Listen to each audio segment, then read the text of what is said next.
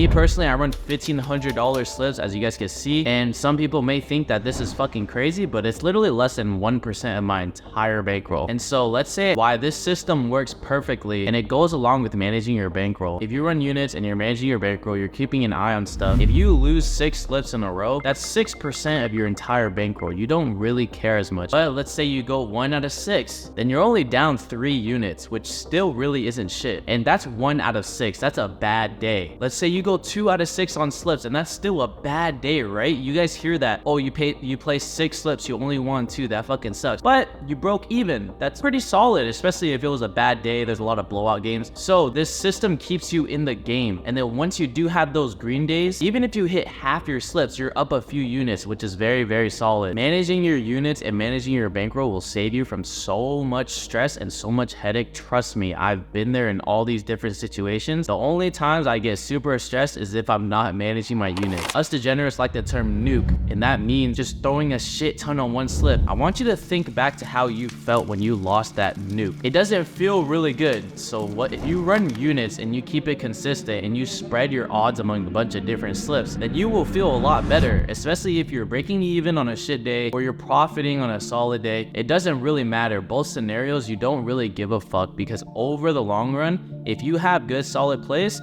you should be fine. Now, this only works if you're smart with your slips.